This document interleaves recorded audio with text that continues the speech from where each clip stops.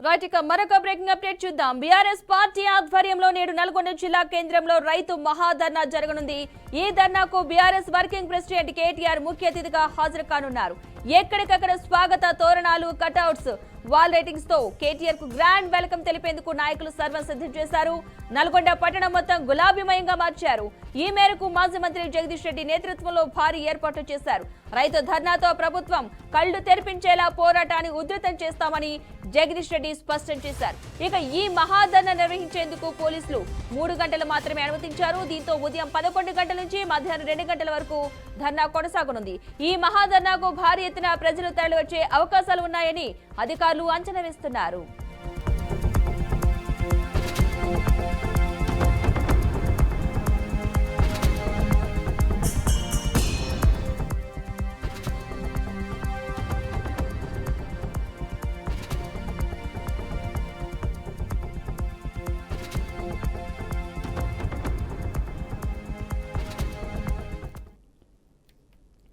Right ఇక నేడు నల్గొండలో బీఆర్ఎస్ నేతలు మహాధర్నా అయితే నిర్వహించనున్నారు. ఈ నేపథ్యంలో అక్కడ ఏర్పాట్లు కూడా చేశారు. ఈ మహాధర్నాకు మాజీ మంత్రి కేటీఆర్, బీఆర్ఎస్ నేతలు, రైతులు కూడా హాజరు కానున్నట్లుగా తెలుస్తోంది. ఇక ఇదే అంశానికి సంబంధించిన పూర్తి సమాచారాన్ని మా ప్రతినిధి శ్రీనివాస్ అందిస్తారు. Srinivas, good morning Padma.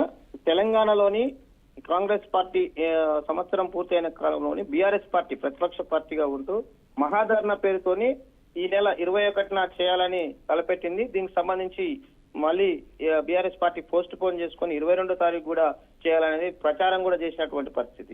అయితే ఇక్కడ స్థానికంగా నల్గొండ జిల్లా కేంద్రంలోని మహాధర్నా పెట్టాలనేది రాష్ట్ర బీఆర్ఎస్ పార్టీ సంబంధించినటువంటి నిర్ణయం జరిగింది. 22న ఇక్కడ స్థానిక పోలీసులు సభకు అనుమతి నిరాకరించడంతో బీఆర్ఎస్ పార్టీ ఒక్కసారిగా హైకోర్టును ఆశ్రయించడం జరిగింది.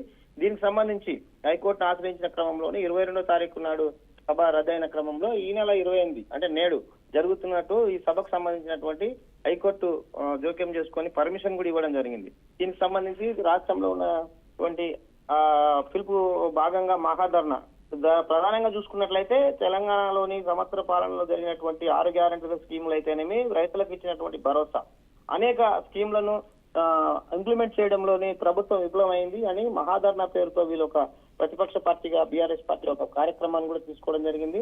అనేక అవకతవకలైనా కూడా పూర్తిగా కోర్టు ఆదేశాల మేరకు ఈ రోజు భారీ ఎత్తున మహాధర్నా కార్యక్రమం జరగనుంది. దీనికి సంబంధించి రాష్ట్ర సంబంధించినటువంటి వర్కింగ్ ప్రెసిడెంట్ కేటీఆర్ అయితేనేమి, సంబంధించినటువంటి మాజీ మంత్రులు, అనేక మంది రాష్ట్ర నాయకులు కూడా ఈ సభకు రానున్నారు. దీనికి సంబంధించి నల్గొండ జిల్లా కేంద్రంగాను వివిధ జిల్లాల నుంచి కూడా పెద్ద ఎత్తున రైతులు కూడా జన సమీకరణ కూడా చేస్తున్నటువంటి పరిస్థితి.